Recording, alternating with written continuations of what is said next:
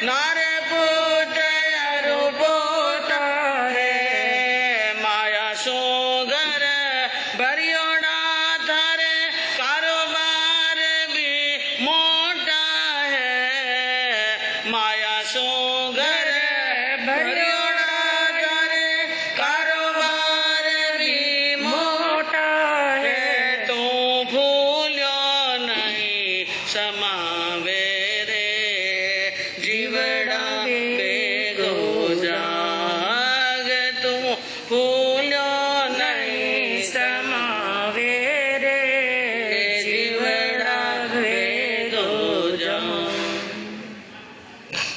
सर्वज्ञ सर्वदर्शी चरम तीर्थंकर अहिंसा के अवतार विश्व वंदनीय शासनपति श्रवण भगवान वर्तमान महावीर के पावन चरणों में कोटि कोटि वंदन।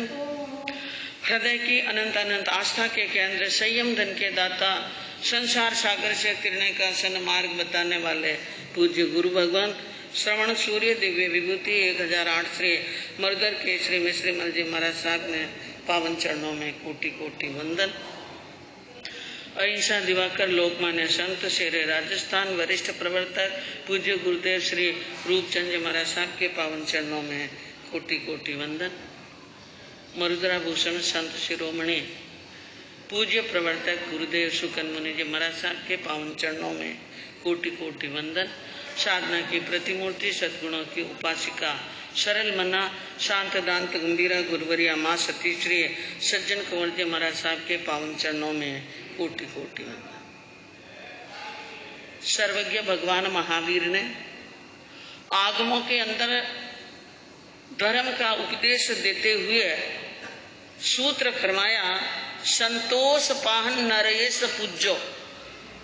जो आत्मा संतोष के पथ पर रमण करती हैं वही इस संसार के अंदर पूज्य बनती हैं। क्या बनती हैं? पूज्य बनती हैं, पूजने योग्य बनती हैं जिनके मन में संतोष आ गया। और जो मन के अंदर संतोष को एक बार धारण कर लेते हैं, जो जीवन के अंदर संतोष का सुख का रसास्वादन कर लेते हैं, वे जीवन के अंदर संतोष के मार्ग को कभी छोड़ते नहीं हैं। और वो आत्माएं संसार के अंदर पाप भी नहीं करती हैं। संतोषिनो नोपकरन्ति पावम सूत्र कृतांग सूत्र में कहा कि संतोषी आत्मा पाप नहीं करती। हर समय हर स्थान पर संतोष है तो संतोषी आत्मा ये सोचता है यह करके पाप का बंधन होगा, इसलिए ऐसा काम नहीं करना, जो है वो ही ठीक है। जैसा भी मूल मंत्र दिया, जो है जो पर्याप्त, जो प्राप्त वो पर्याप्त, जो प्राप्त है वही क्या है? पर्याप्त। और जो भाग्य में लिखा वो प्राप्त हो गया, अब उसको मिटाने में कोई समर्थ नहीं है। तो जो व्यक्ति जीवन में संतोष को प्राप्त हो चुके हैं वे पाप से डरते हैं। किससे डरते हैं? पाप से डरते हैं। और अगर किसी व्यक्ति को जीवन के अंदर संतुष्टि होती नहीं है तो क्या बताया आचारांग सूत्र के अंदर? असंतुष्टानाम इह परत भयम भवति। जो संतोषी नहीं है, असंतुष्ट रहता है, वो इस लोक में भी भय को प्राप्त होता है और परलोक में भी भय को प्राप्त होता है। सुखी होने का मंत्र तो वो एक ही है। और चक्रवर्ती और इंद्र अभी बताया था कि असंतोषवतम सौख्यम न शक्रस्य न चक्रेणम। असंतुष्ट चक्रवर्ती को भी सुख नहीं और असंतुष्ट इंद्र को भी क्या नहीं है?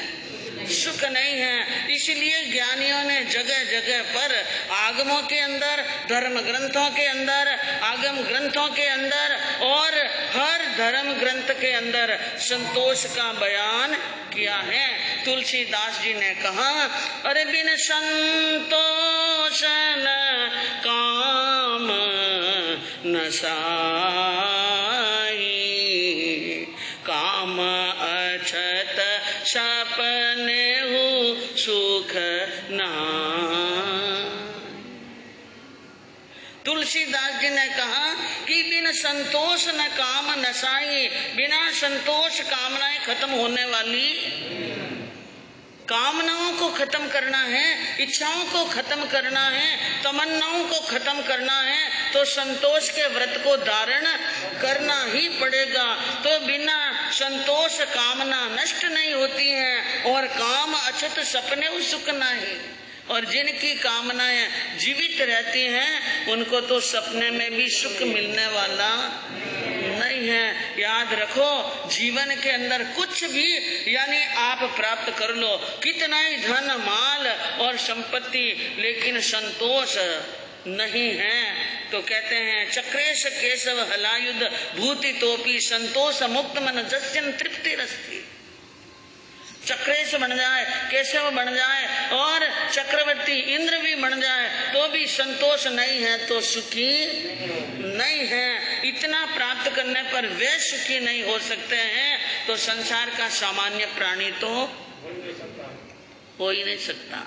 लेकिन एक अकिंचन और संतोषी व्यक्ति सुखी होता है। एक राजा को राजगुरु बनाना था। क्या बनाना? क्योंकि गुरु के बिना राजाओं का भी चलने वाला नहीं है। गुरु तो चाहिए, धर्म का उपदेश देने वाला, नीति का उपदेश देने वाला और सन्मार्ग बताने वाला गुरु तो हर किसी को चाहिए। राजाओं के भी गुरु होते थे, राजपुरोहित। कौन होते थे? राजपुरोहित, जो समय समय पर धर्म का उपदेश देते थे और राज करते समय भी धर्म को क्या रखते थे? सामने रखते थे, धर्म के अनुसार चलते थे। तो एक राजा को राजगुरु बनाना, तो राजगुरु किसे बनाना? इसके लिए उन्होंने एक दिन क्या किया, अपनी राजसभा के अंदर सभी धर्म गुरुओं को बुलाया। सभी धर्म गुरुओं को, सभी संप्रदाय के और सभी वर्ग के और तरह तरह के, जो भी तरह तरह के वस्त्र धारण करने वाले ज्ञानी महात्मा थे, उन सभी महात्माओं को बुलाया। और वहां पर यह खबर फैल गई पूरे नगर में कि राजा राजगुरु बनाना चाहते हैं और उसके लिए सब गुरुओं को वहां पर बुलाया। कौन सा ऐसा गुरु होगा जो वहां नहीं गया? सबके सब गए। कोई देखे कोई कौन राजगुरु बनाएगा, किसको बनाएगा, सब देखने के लिए गए। और वहां पर एक फकीर भी चला। राजा ने वहां पर कहा, मुझे मैं एक काम बता रहा हूँ, वो काम करना है आप राजगुरुओं। नगर के बाहर एक बहुत बड़ा विशाल मैदान है। उन मैदान के अंदर आपको एक आश्रम बनाना है। एक एक गुरु को क्या बनाना है? और सबसे सुंदर और सबसे बड़ा आश्रम जिसका होगा वो मेरा कौन क्या बनेगा? राजगुरु बनेगा। इसलिए जाओ, सबसे बड़ा आश्रम बना और भूमि राजा की तरफ से और मजदूर भी राजा की तरफ से और इंजीनियर भी राजा की तरफ से, सब कुछ दिए जाएंगे। आप सुंदर और बड़ा एक आश्रम बनाओ। अब जल्दी जल्दी सब ये बात सुनकर फटाफट रवाना, समय वेस्ट मत करो। जाओ जल्दी जल्दी क्या घेर लें? जमीन घेर ले। पहले तो जमीन का एरिया घेर ले और फिर बाद में मकान आश्रम बनाना क्या करेंगे, शुरू करेंगे। सब वहां से भागे, सब संत रवाना हो गए। फकीर वहां पर बैठे। राजा ने कहा, सुना नहीं मैंने क्या कहा? कहा सुन लिया। क्या सुना? कि सबसे बड़ा और सबसे सुंदर क्या बनाना है? आश्रम। तो फिर यहाँ पर क्यों बैठे? जाओ एक सुंदर और एक बड़ा सा ना क्या बनाओ? आश्रम बनाओ। चला गया फकीर, धीरे धीरे चला गया। और एक समय वहां पर सबके सब संत आश्रम बनाने में जुट गए, क्योंकि उनको तो आश्रम बनाना था। पैसा भी राजा का लग रहा है और गुरु बनने का क्या मिल रहा है? अवसर मिल रहा है। ऐसा अवसर, सुनहरा अवसर नहीं खोना। और सब काम में लग गए। समय निकलते निकलते बड़े बड़े भव्य, सुंदर से सुंदर, बड़े से बड़े आश्रम तैयार हो गए। सब आश्रम क्या हो गए? तैयार हो गए। वह फकीर, वो जो घास फूस की झोंपड़ी में रहता था, वो बैठा बैठा देखता रहा। हमेशा काम चल रहे हैं, वो हो रहे हैं, बाग बगीचे लग गए। एक दिन वो भी मुकर हो गया कि आश्रम देखने के लिए राजा जी पधार रहे हैं। राजा जी पधार रहे हैं तो सब जने यानी सभी संत तैयार होकर के अपने अपने आश्रम के द्वार पर आसन जमा करके बैठ गए कि ये आश्रम मैंने बनाया, ये आश्रम मैंने बनाया, ये आश्रम मैंने बनाया। ये सब तैयारियां हो रही थी और उधर आप देखिए वो जो फकीर था उसने विचार किया, इन्होंने तो आश्रम बना दिया और सुंदर आश्रम बना दिया, आसन लगा कर बैठ गए और राजा जी के आने का क्या हो जाएगा, समय हो जाएगा, मैं क्या करूं, मैंने तो अभी तक कुछ बनाया नहीं है। इसलिए जो घास फूस की झोंपड़ी थी उसके भी तुड़ी लगा दी, उसके भी क्या लगा दी, तुड़ी लगा दी। घास फूस की झोपड़ी थी, फटाफट जड़ बढ़ करके राख हुई और थोड़ी देर के बाद में राख भी क्या हो गई, ठंडी हो गई। फिर एक से बड़ा सारा गोचा लेकर के सारी राख ठीकरी लेकर के इकट्ठी करके और उस राख की डेरी पर बैठ गए फकीर। और आए राजा, और राजा ने आकर के चारों तरफ देखा, सब संतों के आश्रम देखे, बड़े बड़े भव्य भव्य विशाल विशाल आश्रम बनाए हुए, सुंदर सुंदर आश्रम बनाए हुए। चारों तरफ दृष्टि गई और फिर दृष्टि गई फकीर पर। कहा सबने आश्रम बनाए, सबने सब कुछ बनाया और बड़े बड़े आश्रम बनाए, आपने क्या किया कि मैंने आश्रम नहीं बनाया। क्या नहीं बनाया, आश्रम नहीं। तो और क्या करें कि जो एक घास फूस की झोंपड़ी थी उसको भी जला करके राख कर दी और उस राख पर बैठा हूं। कि आश्रम नहीं बनाया कि नहीं बनाया, इसलिए नहीं बनाया कि मैं कितना ही बड़ा आश्रम बनाता तो भी उनकी एक सीमा हो जाती। क्या हो जाती, कि इतने ग्राउंड में, कि इतने क्या कहते हैं एकड़ में, कि इतने गज में, 100 गज के, 200 गज के, 500 गज, एक सीमा हो जाती थी। इसलिए मैंने तो मेरे नाम का कुछ रखा ही नहीं, सारा जहां मेरा आश्रम है, सारा जहां मेरा आश्रम है। क्योंकि मैंने मेरे नाम की कोई चीज रखी नहीं। कहीं भी जाऊं मुझे कौन रोक सकता है, किसी भी धरती पर जाऊं मुझे कौन रोक सकता है। जहां जाऊं वहां सब मेरा आश्रम है और मैं कहीं पर भी बिना रुके प्रवेश कर सकता हूं और ये दुनिया सब मेरा क्या है, आश्रम है। ये बात सुनिए कि फकीर का संतोष और उनको उनके मन की बात जानकर और संतोषी फकीर का ये आश्रम, सारी दुनिया उनके लिए क्या है, आश्रम है। राजा उसी के चरणों में पड़ गए, इनके चरणों में, फकीर के चरणों में पड़ गया कि आप जैसा संतोषी गुरु चाहिए, आपके जैसा संतोषी गुरु चाहिए जो मुझे संतोष के मार्ग पर ले जा सके। इब्राहिम ने, हजरत इब्राहिम ने एक संत से पूछा कि सच्चे संत के लक्षण क्या होते हैं। सच्चा संत किसे कहते हैं कि मिला तो खा लिया और नहीं मिला तो संतोष कर लिया। हजरत इब्राहिम ने कहा हंसते हुए, ये तो कुत्ता भी कर लेता है। क्या कर लेता है, कुत्ता भी कर लेता है। तो फिर आप ही बताओ कि सच्चे संत के लक्षण क्या होते हैं कि मिला तो बांट कर खा लिया, मिला तो बांट कर खा लिया और नहीं मिला तो परमात्मा का ऐसा धन्यवाद किया कि आज आपने मुझे व्रत करने का, तपस्या करने का क्या दिया है, मौका दिया है। मन को संतोष धारण करना और कामनाओं को जीतना ही संत का कर्तव्य है। नेह तजो पुनि गेह तजो, नेह तजो पुनि गेह तजो पुनि खेह लगाय के देह समारी। मेघ सहे सिर शीत सहे तन, धूप सहे पंचागनि बारी। अरे भूख सहे रतरुरिक रहे, भूख सहे रुख तरे रहे, पर सुंदर दास सहे सुख भारी। आसन छाड़ी के कासन ऊपर, आसन छाड़ी के कासन ऊपर, आसन मारी पर आसन मारी, आसन मारी पे आसन मारी। क्या सुंदर दास कवि ने सुंदर कविता लिखी है कि नेह तजो, परिवार का मोह छोड़ा, और गेह तजो, गरबार का ममत्व छोड़ा, और देह पे ठेह लगाई, शरीर के ऊपर क्या लगाई, बबूती।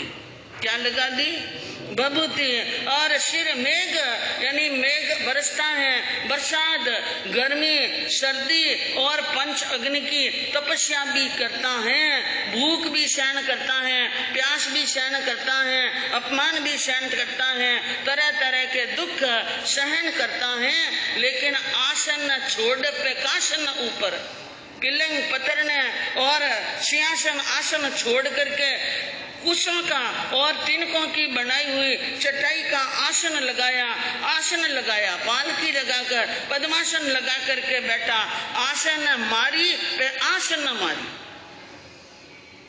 समझ रहे हैं? समझने का कोशिश। आसन तो जमाया लेकिन आस नहीं मारी। क्या नहीं मारी? आस नहीं मारी, इच्छाएं नहीं खत्म हुई, सब कुछ छोड़ा, सब कुछ त्यागा और सब कुछ यानी वैरागी बनकर के त्याग लिया, लेकिन क्या नहीं छूटा उनसे? आस नहीं छूटी। जब तक आस नहीं छूटती है बंधुओं, तब तक जीवन में सुख मिलने वाला, चाहे कैसा ही संत बन जाए, कैसा ही यानी योग धारण कर ले, कैसा ही ज्ञान पढ़ ले और चाहे जितने परिश्रम सहन कर ले, मन की ममता नहीं मारी। चौथमल जी महाराज साहब ने, दिवाकर चौथमल जी महाराज साहब ने 2 लाइनें लिखी हैं जो संतोष धारण नहीं करते हैं और साधु बन जाते हैं। जो नहीं मन की ममता मारे, जो नहीं मन की ममता मारे, अरे वृथा सांग संतों का दारे, वृथा सांग संतों का दारे, तो कह दो भिखारी है, जो नहीं ममता मारी है, हाँ तो कह दो भिखारी है, जो नहीं ममता मारी, जो नहीं मन की ममता मारे, जो नहीं मन के ममता मारे, तो कह दो भिखारी है, वो कह दो भिखारी है। स्पष्ट शब्दों में कहा, जो मन की ममता न मारे और संतों का बाना पैद और घर घर से रोटी लाए, उनको संत मत कहो। क्या कहो? भिखारी। तो बंधुओं, बड़ी महिमा गाई है इन संतोष धर्म की संतों ने, ग्रंथों ने, और धर्म और दर्शन के अंदर, जीवन के अंदर सबसे बड़ा व्रत अगर है क्षमा और संतोष का। 4 दिन से प्रसंग चल रहा था आपके सामने समय का। किसका चल रहा? हाँ, यह संतोष भी समय का ही अंग है, संतोष भी समय का ही अंग है बंधुओं। तो याद रखिए, आपके सामने वर्णन चल रहा था कि सती अंजना जी की शादी हो गई और राजी खुशी पहली बार ससुराल के अंदर पहुंच गए और नगरवासी लोग और सभी उनको देखने के लिए आते हैं। देख देख कर बड़े खुश होते हैं। समाचार पहुंच रहे हैं सासू जी के पास में, बहू बड़ी सुंदर है, बड़ी सुकुमार है, बड़ी गुणवान है, बड़ी पुण्यवान है, धर्मवान है। ऐसी बहू तो बिना पुण्यवानी मिलने वाली, अच्छी बहू और सच्ची बहू तो पुण्यवानी से ही क्या मिलती हैं। पुण्य तीर्थे कृतम एन तपक्वाप्यति दुष्करम तस्य पुत्रो भवेद्वस्य सुधि धार्मिक सुधि। जिस आत्माओं ने पूर्व जन्म के अंदर धर्म स्थान पर, धर्म तीर्थों पर जाकर कठोर तपस्या की है, उनके घर के अंदर पुत्र और पुत्र वधू और परिवार आज्ञाकारी होता है, बुद्धिमान होता है और खानदान की रक्षा करने वाला होता है। नहीं तो ये संतान ऐसे मिलने वाली।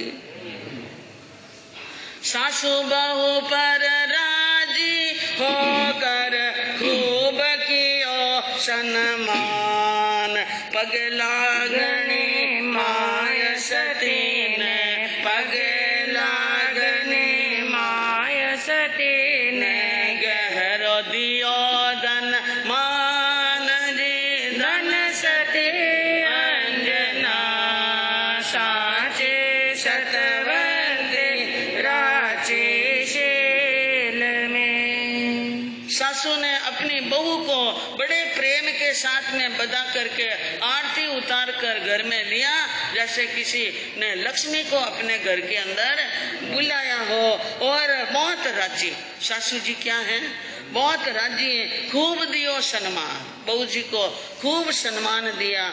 और बहू ने बड़े विनय के साथ में हाथ जोड़कर और पैरों पड़कर सासू जी के पांव लगी, गहरो दियो धनमा। पगे लागणी में क्या दिया, बहुत सारा धन दिया और बहुत सारा मान दिया, बहुत सारा वात्सल्य प्रेम दिया। और महंगा लहंगा साड़ी सुंदर वस्त्र विविध प्रकार, गहना रत्न जड़ावरा सरे देना सुंदर हार दे, धन सते अंजना साचे सतवंते राशि शील में। गाँव 500 दिया बहू को और भी मोटा मैं, कुल बहू लीला करो यहाँ, कुल बहू लीला करो यहाँ, गानो सुख से शैल जी धन सती अंजना साचे सतवंते राशि शील में। सासू जी ने खुश होकर के बहुत महंगे महंगे कपड़े दिए, लहंगे दिए और साड़ियां दी, वस्त्र और विविध प्रकार की सामग्रियां दी, रत्न जड़ित आभूषणों की पेटियां दे दी और कई तरह के हार दे दिए, बड़े सुंदर। और 500 गांव पगे लागणी में किसको दे दिए, बहू को। और बड़े बड़े भवन महल और अटारियां दे दी और कहा बहू को बाग बगीचे बहुत हैं, हे कुल बहू लीला करो, खुश रहो, प्रसन्न रहो, आनंद मंगल में रहो, यहाँ किसी चीज की कोई कमी नहीं है। और इसको अपने पिता के घर के समान समझो, ये तुम्हारा घर है, अपना घर है, इसलिए कोई चीज की कमी नहीं रहेगी, तुम यहाँ से क्या रहो, सुख से रहो।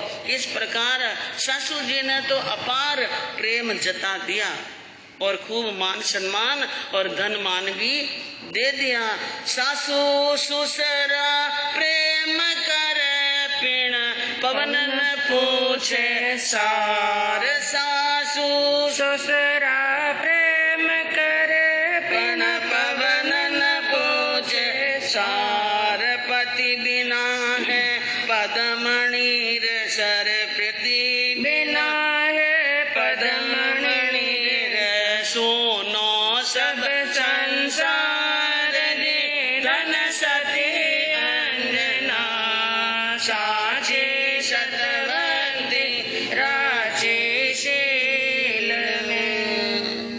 सासू ससुर बहुत प्रेम करते हैं और सब अच्छा करते हैं, लेकिन शाम हुई, रात ढली, अंजना अपने महल के अंदर पति का इंतजार करती रही, लेकिन पति देव नहीं आए। और राह निकालती निहारती प्रतीक्षा करती करती आंखें थक गई, शरीर भी थक गया और भावना मर गई और मन के अंदर उदासी छा गई, चिंता छा गई। आज पवन जी क्यों नहीं आए, पहली रात है क्यों नहीं आए, तरह तरह के विचार आए। लेकिन पवन जी का तो एक निश्चय था कि क्या करनी है, लोग दिखावे की क्या करनी है, शादी।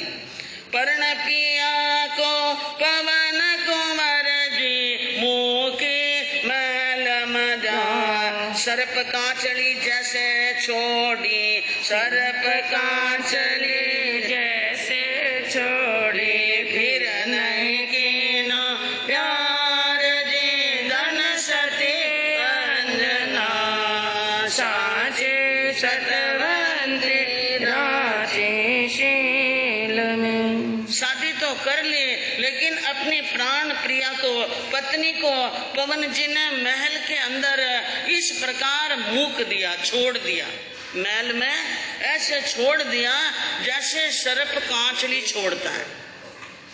सांप क्या छोड़ता है? कैंचुली छोड़ता है और उन कैंचुली को वापस मुड़कर नहीं देखता। क्यों नहीं देखता? इनका एक कारण है। सांप के शरीर पर अपने आप धीरे धीरे आंख से लगाकर पूंछ तक झिल्ली आ जाती है। क्या आती है? धीरे धीरे जब वे झिल्ली पकने लगती हैं तो आंखों के आगे धुंधला दिखता है, जैसे मोतियाबिंद होता है ना, उसकी तरह आंखों के ऊपर भी वो एक यानी ऐसी पारदर्शी होती है झिल्ली। उन झिल्ली के कारण से आंखों से दिखाई नहीं देता है। और 6 महीने होने का जब समय आता है तो एक बार कहीं पर भी चलते चलते सांप की वो झिल्ली, पकी हुई झिल्ली किसी छोटे नुकीले भाग पर अटक जाए तो सांप आगे दौड़ जाता है और कैंचुली क्या रह जाती है? पीछे। और आगे जैसे ही उनकी आंखें आगे निकलती हैं तो सांप को चारों तरफ अच्छा दिखाई देता है तो भाग जाता है वहां पर और कैंचुली वहां पर छूट जाती हैं। जो उनको इतने समय तक एक प्रकार से कम नजर वाला बना करके अंधे की तरह रखा, वो चीज वहां से हट गई तो वो वहां से क्या हो गया? हाँ, जो परेशान कर रही थी वो चीज क्या हो गई? हट गई। अब उनकी तरफ कौन देखे? कोई बला हो और कोई ऐसी चीज हो जो हमें परेशान करती हो और वो परेशानी हट जाए तो हम कोई पागल हैं जो पीछे मुड़ करके देखे। तो सांप कांचली को वापस नहीं देखता है, इसी प्रकार पवन जी ने मुड़कर देखा ही नहीं। इस प्रकार अब शुरू होती है अंजना के जीवन की अतिशय दुख की कहानी। क्या होता है दुख, कैसे होते हैं कर्म और भुगतान कैसे करना पड़ता है बंधुओं। और उन सती नारी ने, उन अबला ने किस प्रकार भयंकर कष्टों को सहन किया लेकिन अपने धर्म को नहीं जाने दिया। तो आगे आप बराबर प्रतिदिन आकर के इन कहानी को सुनने की और भावना रखते हुए टाइम पर आएंगे। आज यहाँ पर संजू जी छल्लानी, धर्म पत्नी निर्मल जी छल्लानी, पुत्र बधू इंद्रचंद जी छल्लानी, जिनके आज 8 उपवास की तपस्या है और वो तपस्या लेकर के पधारे हैं। बहुत बहुत साधुवाद है तपस्वी बहन को, संजू जी छल्लानी को बहुत बहुत साधुवाद है। आपकी तपस्या की हम बहुत बहुत हार्दिक हार्दिक अनुमोदना करते हैं। शासन देव से प्रार्थना करते हैं कि आपकी निर्मल तपस्या आगे बढ़ती रहे।